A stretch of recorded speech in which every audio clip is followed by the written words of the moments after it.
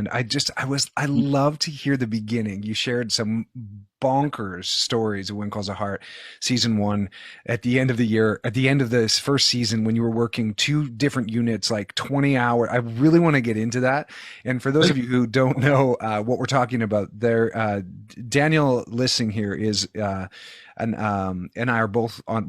Daniel was on One Calls a Heart, and I actually called Daniel before I took the role, and I was like, "Bud, should I do this? Like, what's it like? What's it like? What are the people like? And what is the show like?" And I'm really glad it didn't take a lot of convincing because you showed. I think we just wanted to get a point of view from an actor who Yeah, was on the ground, a male actor yeah, in the same kind of category as actors, kind of thing. yeah, And I think that you just wanted an honest point of view from a fellow actor, yeah, more so than from agents, managers, yeah, producers, da da sure, da.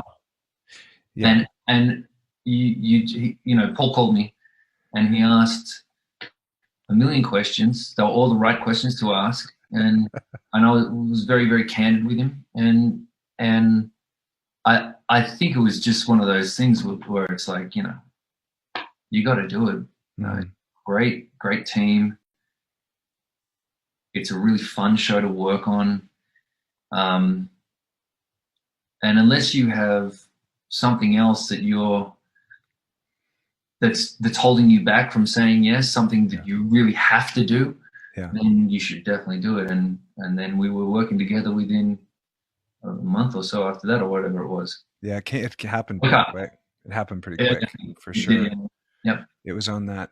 And so I want to We get didn't have into. too many scenes together. I really bloody wish that we had more stuff together, but they kind of kept that right at that time. There was all these kind of storylines going on, and I guess our storylines were predominantly separate, but that would have been fun It would have to been do. fun to do more. There was just really one or two, one with you and Aaron, I think, and then one with the Wood when I first came to town. But there was like, What are you doing here?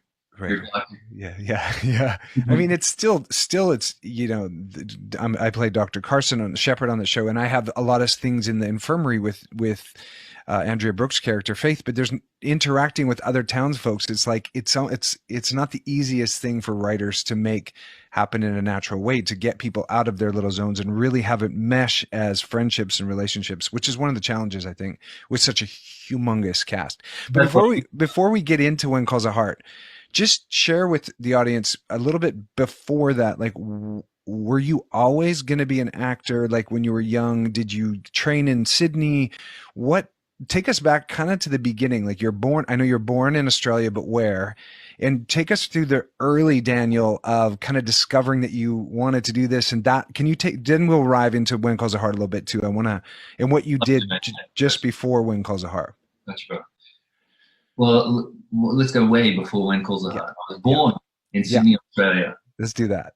I was born in Paddington's Women's Hospital, which doesn't exist anymore, in 1981 on the 4th of October at 2:25 in the afternoon.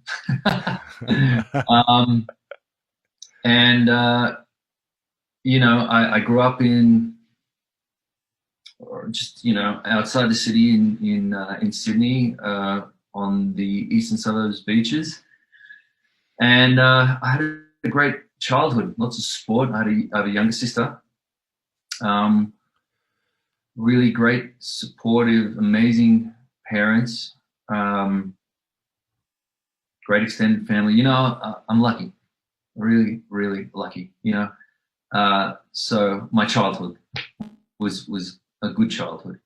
And growing up, I always loved dancing and seeing movies and then like acting out the characters' voices or pretending I'm the hero. All Yeah.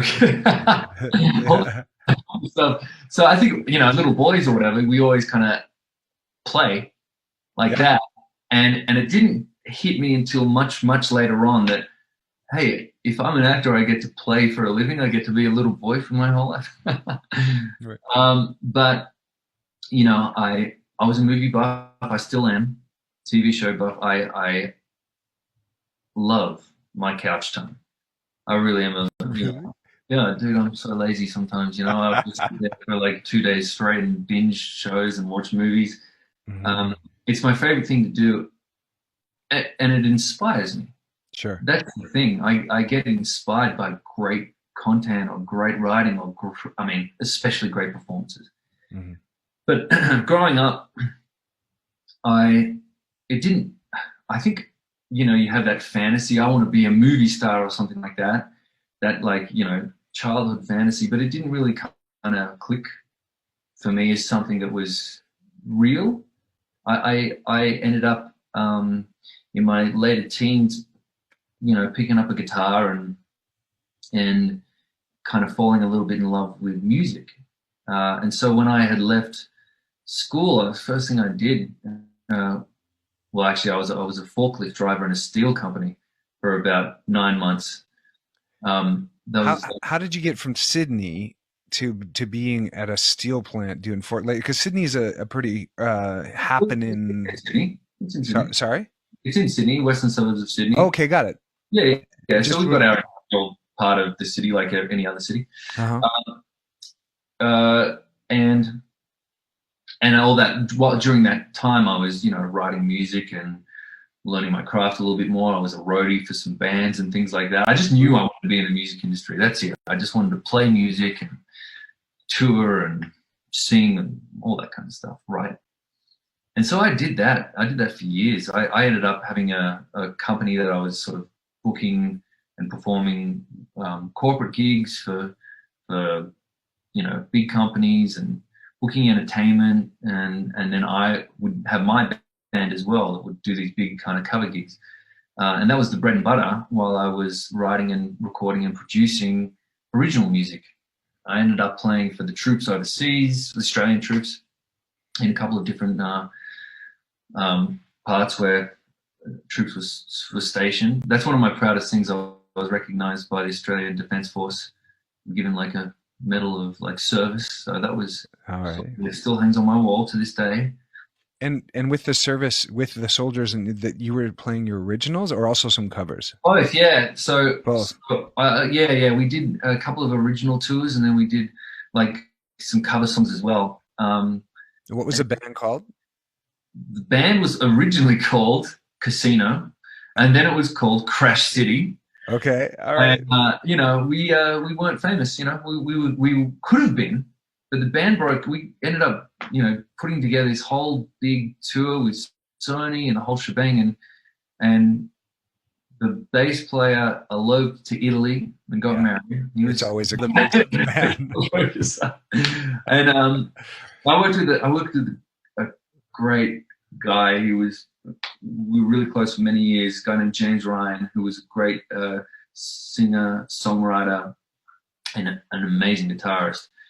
And we just wrote. I mean, we must have written 50, 60 songs together in a couple of year period there, and we had a good library of music that we recorded and that we were ready to sort of take on, but it wasn't meant to be. And I guess I went through a period of time in my mid-20s. There were things going on outside, in personal life and things like that that were challenging as well. And so I found myself through my music managers